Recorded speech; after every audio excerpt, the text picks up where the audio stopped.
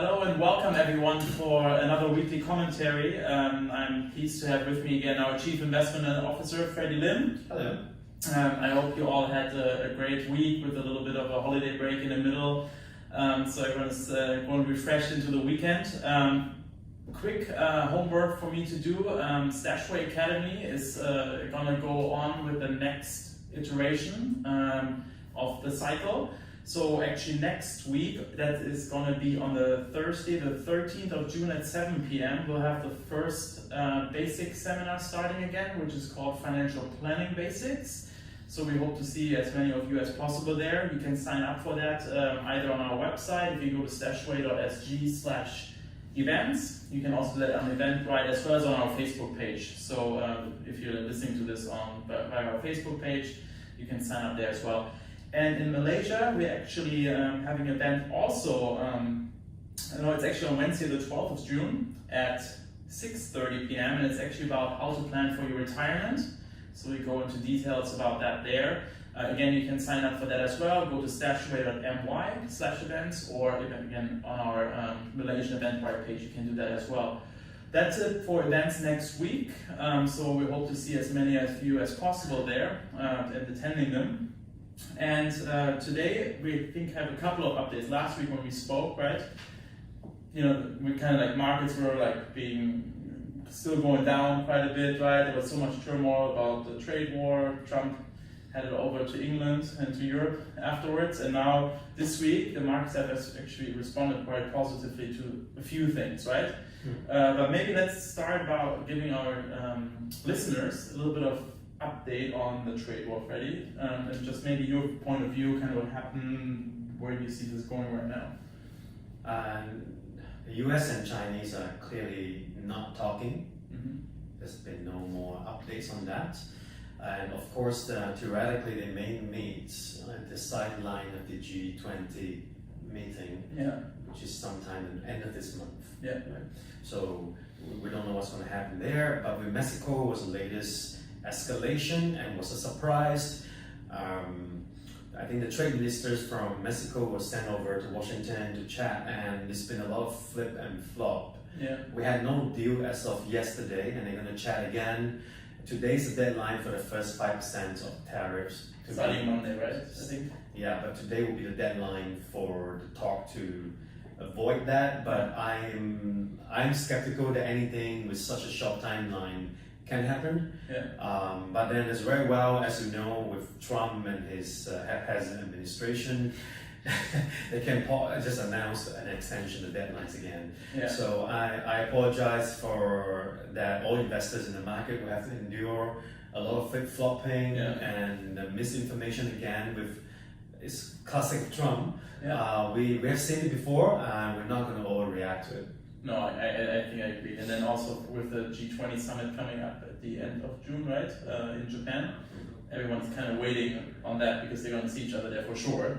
Doesn't mean they're meeting, but they will still at least have to shake hands, right? So in front of the camera, so we'll see how that actually goes. And Trump did say that they're going to delay tariffs until afterwards, right? I think that already eased some of the markets a little bit, right? That there is maybe the potential for another 3 weeks of who knows what. Well, but mind you, if it truly goes ahead, I think it does affect all American consumers a lot this time. Avocado. What's the other the other three major items people buy from Mexico? Avocados. What was it? Not tomatoes, but so it's actual food, right? Actual food in the Mines supermarket or whatever, exactly. So it actually hit them immediately, right? Yeah, and I think some of the companies already have warned about this as well. I think Walmart and some of the companies were saying, hey, this will be a 5% increase on your grocery bill and things like that, right? Yes. So it's actually immediate impact, and if they feel that, then shadow will go up and Trump will be put on his back for the long run. Well, if you're doing this to win next year's election, then it's still too early. Yes. And if consumers are really paying the price, well, think twice. So let's not overreact to it because there's a lot of gambits, there's a lot of back and forth. Markets continue to be driven by more fundamental issues, and the economic numbers have softened, reflecting what's been happening with the trade war so far. But leading indicators has actually stabilized. US and even global numbers are starting to find a bottom. I think if investors are correct with their investment plans, these are actually good times for you to commit to your plans and actually build your portfolio averaging into a very good level compared to a couple of months ago. Yeah, I agree. No, absolutely. And then I think one of the things just to remember, like the market, the market's still very positive for 2019 actually, right? Yes, it went down over the last 2 weeks, but now it's been recovering. Like, Monday and Tuesday was a huge day, right, actually? Yeah. So I know there was some speak by the Federal Reserve. Maybe you want to just give us a couple input what they were saying, because that usually impacts all this quite a bit, right? Or are they now softening in a tone of voice because Trump has been telling them the whole time to cut rates, right? Is this really what he was trying to do all along? Or? Well, the Powell's speech was a relief to me, given a bunch of rookie communication mistakes they have been making last year. This time it was brilliantly done. I will put it this way, the Fed communicated, I think earlier in the week, that they stand ready to cut rates and be more stimulating again should the need ever arises because of trade war. So this is a sort of forward-looking statement that the market needed to find a bottom. We've done some homework quantifying the value of Federal Reserve move, and the summary, the short story is it's worth about 5 percentage point in terms of the S&P value. In another session, I will explain the mathematics, but for today, we just know that it does offset a lot of the negativity in the marketplace. And it calms some nerves too, I think. It calms some nerves, lift the bottoms. So a lot of people actually wanted to hear the Fed. At least they're aware of what's going on, right? I think before it was just kind of like the high level and like... As in Trump's speech, right? Feel the market. So this time they are doing it quite well. And that's a relief for a lot of people. Having said that, Fed policy do not steer or change the course of the economy. They merely act to smooth and cushion the blow, and keeping that in mind and not let that get ahead of you. It's still important to commit to your plans as per normal, not accelerated because of the Fed, or not delayed because of trade war. Just stick to your plans. That's the right thing to do. Yeah, I think this is a good point to close it also, right?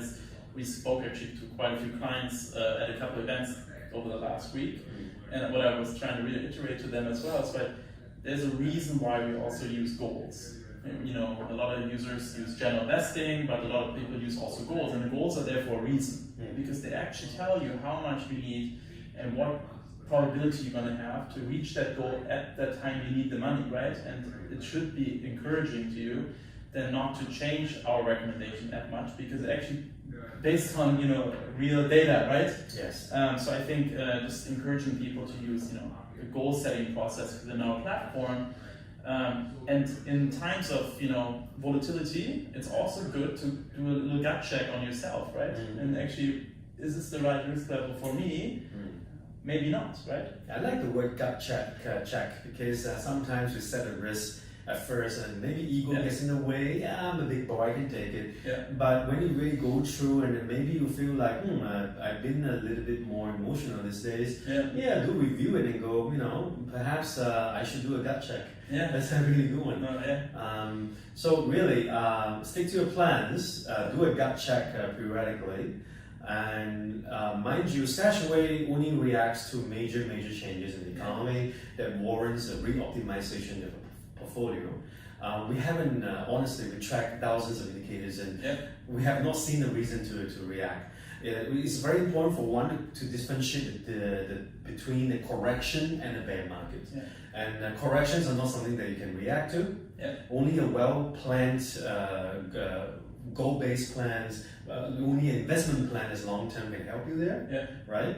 But when it comes to a bear market, these are things that we track consistently, and honestly, by the numbers, we're not seeing it. So there's hence no point to react, but more on setting the behavior, the investment philosophy right. No, I think that nails it on the head, right? So again, thank you so much for listening again this week. We will both be back next week for you. Have a great weekend. If you have any questions, concerns, as always, please feel free to ask those here in the comment section or reach out to us at support@stashaway.com. You can also, if you have the app or if you're on the web app, message us on WhatsApp as well. the team will be happily answering any of your questions. So again, have a great weekend, and we will speak to you next week. Bye bye. Ciao.